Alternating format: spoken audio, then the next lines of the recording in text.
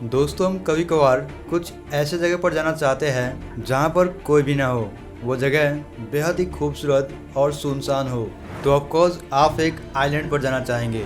दुनिया भर में से कई सारे आइलैंड्स मौजूद हैं, जिनमें से कुछ बेहद ही खूबसूरत हैं तो कुछ इतने खतरनाक हैं जहां पर जाने का मतलब अपनी मौत के मुंह में जाने के बराबर है। आज की इस वीडियो में हम कुछ ऐसे डेंजरस आइलैंड को एक्सप्लोर करेंगे जो अपने आप में इतना खतरनाक है कि अगर गलती से भी कोई इन जगहों पर चले जाए तो उनका वापस लौट पाना नामुमकिन है। वीडियो को कर दीजिए लाइक और चलते हैं रोमांच और खतरों से भरी इन आइलैंड्स पर।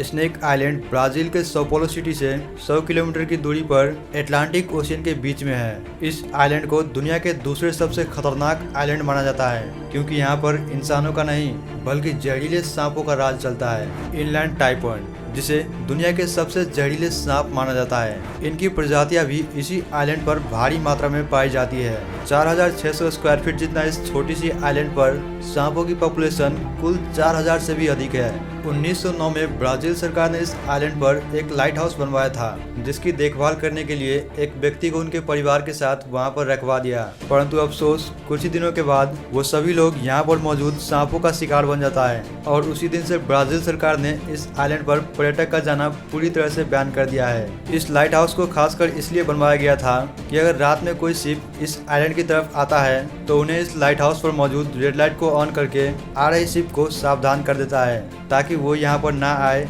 और यहाँ के खतरों से बचे रहे।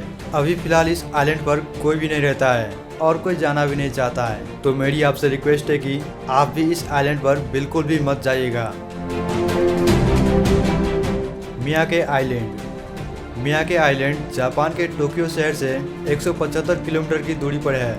ये आइलैंड इतना खतरनाक है कि यहाँ पर मौजूद लोग ठीक से सांस भी नहीं ले पाते हैं। यहाँ पर मौजूद ऑक्सीजन में एक जहरीली गैस पाई जाती है, जिससे बचने के लिए यहाँ के लोग गैस मास्क लगा कर रहते हैं। ये जहरीली गैस यहाँ के माउंट ओयामा नामक एक सक्रिय ज्वालामुखी के फटने की वजह से निकलता है। पिछले 500 वर्षों में 13 बार ये ज्वालामुखी विस्फोट हो चुका है। साल 1942 में जो विस्फोट हुआ था उसमें 13 लोगों की मृत्यु हुई थी।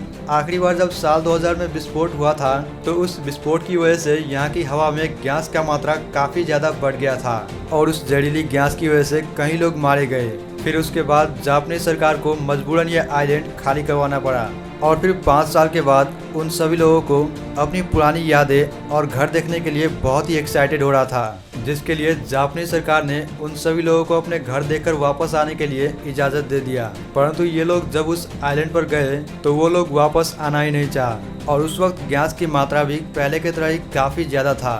फिर जापानी सरकार ने उन सभी लोगों को गैस मास्क लगाकर रहने के लिए कहा और फिर उसी दिन से आज तक ये लोग गैस मास्क लगाकर अपने जीवन बिताते आए हैं। हालांकि उन्हें हर वक्त गैस मास्क नहीं लगाना पड़ता है, क्योंकि जब भी गैस की मात्रा काफ़ी ज़्यादा बढ़ जाती है तब इस टावर पर मौजूद अलार्म बेल को बजाकर सभी को सावधान कर देता है और फिर बच्चे से लेकर बड़े तक सभी गैस मास्क लगा लेते हैं। इतने खतरनाक जगह होने के बावजूद भी यहाँ के लोगों को इनकी पुरानी यादें ही यहाँ पर रहने की हिम्मत देता है।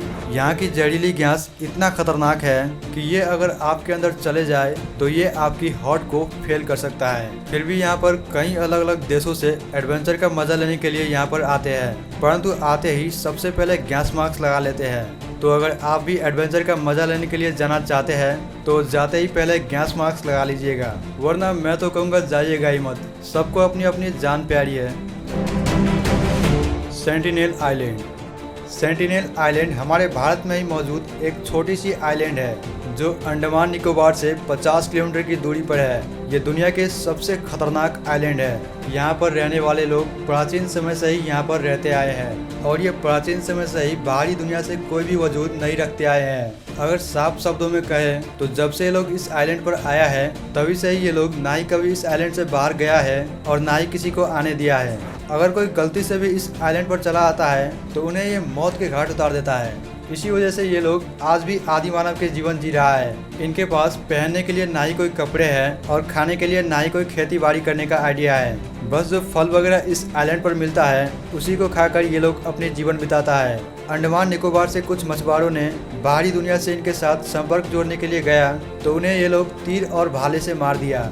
अब इनकी लाइफ को बदलने के लिए भारत सरकार इनके साथ कोई जोर जबरदस्ती इसलिए नहीं करना चाहती है क्योंकि ये लोग हमारे भारत का ही एक हिस्सा है, इसलिए इन्हें भी अपनी लाइफ खुद के मर्जी से जीने का पूरा हक है। साल 2004 में जो भूकंप की वजह से सुनामी आई थी जिसमें कई शहर तबाह हो गए थे, उस वक्त भारत सरकार को इनकी चिंता हो रही थी कि इन्हें सुनामी में कुछ हो तो नहीं गया, इसलिए भारत सरकार ने इनके मदद के लिए एक हेलीकॉप्टर को भेजा। परंतु इन लोगों ने हेलीकॉप्टर पर तीर से वार करना शुरू कर दिया, जिसे देखकर भारत सरकार को ये तसल्ली हो गई कि ये लोग अपनी सूझबूझ से खुद को बचाने में पूरी तरह से सक्षम रहा है। इसलिए उसी दिन से भारत सरकार ने इस आइलैंड पर लोगों का जाना पूरी तरह से बैन कर दिया है ताकि इनके लाइफ में कोई भी रुकावट ना आए और हम भी इनसे बचे रहें। परंतु कुछ लोग ऐसे भी थे जो इन सभी को हमारी दुनिया से जोड़ना चाहता था। वो था जॉन एलन चाउ नामक एक अमेरिकन व्यक्ति। इसने 2018 में इलीगल तरीके से मछुआरों की बोट से इस आइलैंड पर गया। जाते ही यहाँ के आदिवासियों ने इसे भी तीर और भाले से खत्म कर दिया। ये लोग इसी छोटी सी आइलैंड को